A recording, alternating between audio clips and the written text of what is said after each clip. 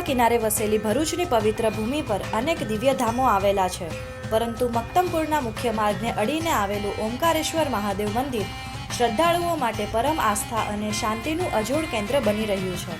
મુખ્ય રસ્તા પર હોવા છતાં આ ધામમાં પ્રવેશતા જ એક અદ્ભુત અને પરમ શાંતિનો અનુભવ થાય છે. લગભગ 68 વર્ષ જૂના આ પવિત્ર મંદિરની સ્થાપના પરમ પૂજ્ય સ્વામી શ્રી સ્વયં જ્યોતિતીર્થજી દ્વારા કરવામાં આવી હતી.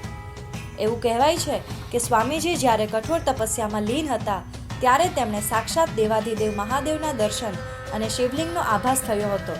તેમણે પોતાની સમગ્ર તપસ્યા શિવજીના આ દિવ્ય સ્થાનની સ્થાપના માટે અર્પણ કરી દીધી હતી. અત્યંત દુર્લભ અને અલૌકિક બાબત તો એ છે કે આ પરિસરમાં જ સદાશિવ સાનિધ્યે સ્વામીજીની પાવન સમાધિ પણ આવેલી છે. શ્રાવણ માસના પવિત્ર શ્રાવણ માસ અત્યારે ચાલુ થઈ રહ્યો છે. 30 દિવસ ઓમકારેશ્વર મહાદેવમાં દરરોજ સાયં આરતી સમયે અહીંયા શૃંગાર થશે.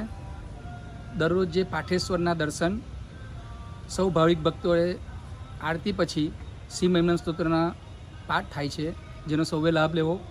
શ્રાવણ માસ દરમિયાન અહીંયા અલગ અલગ પ્રોગ્રામ થાય છે.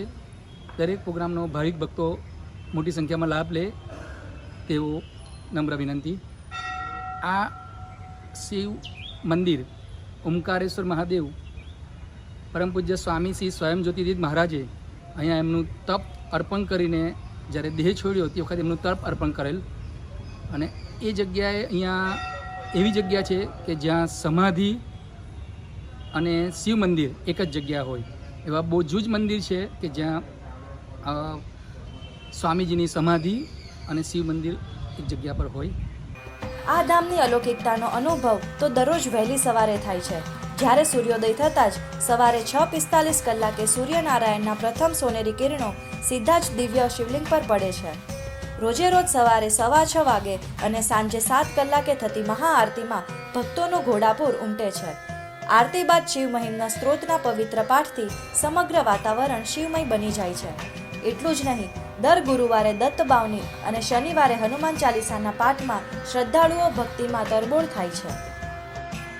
ઓમકારેશ્વર મંદિર મક્તમપુર રોડ પર આવેલું ઓમકારેશ્વર મંદિરનો ખૂબ જ મહિમા છે.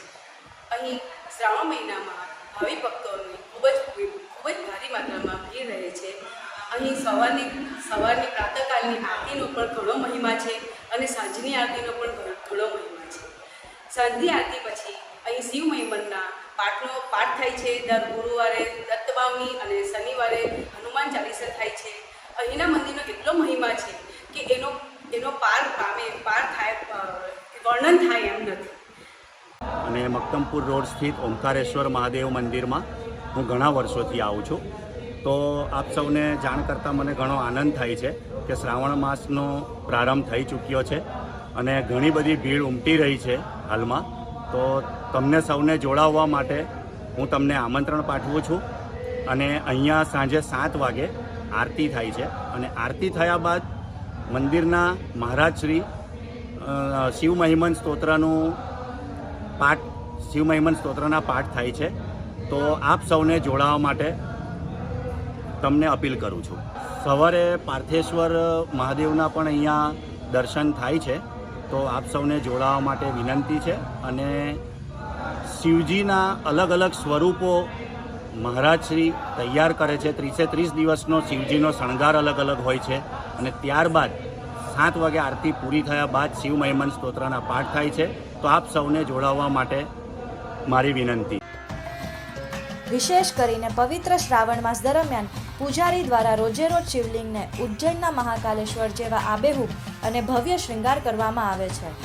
આખો શ્રાવણ માસ દરમિયાન અહીં પાર્થેશ્વર મહાદેવને સ્થાપના કરાઈ છે, જેના દર્શન માત્રથી ભક્તો ધન્યતા અનુભવે છે.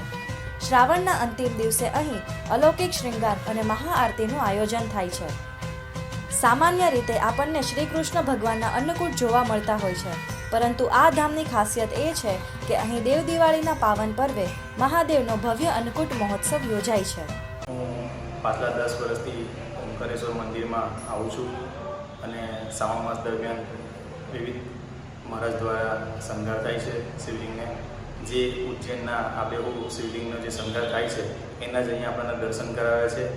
અને ભક્તો ઉજ્જૈન તો નથી જઈ શકતા, પણ ઉજ્જૈન જેવા જ આપણે શિવલિંગના દર્શન અહીંયા ઓમકારેશ્વર જ્યોતિર્લિંગ તરીકે આપણા મંદિરમાં દર્શન કરી શકીએ છીએ. અને શ્રાવણ માસ દરમિયાન શિવ મહિમાનો પાઠ પણ થાય છે અને દરેક ભાવિક ભક્તો અહીંયા આવીને શ્રાવણ માસ દરમિયાન લાભ લે છે. હાલમાં જ ગુરુ પૂર્ણિમાના પર્વની પણ અહીં ભાવસભર ઉજવણી કરવામાં આવી હતી. જો તમે પણ ભૌતિક દોડધામ વચ્ચે દિવ્ય ચેતના અને પરમ શાંતિની અનુભૂતિ કરવા માંગતા હો તો ભરૂચના આ ઓમકારેશ્વર મહાદેવ ધામના દર્શન એકવાર જરૂર કરવા જેવા છે.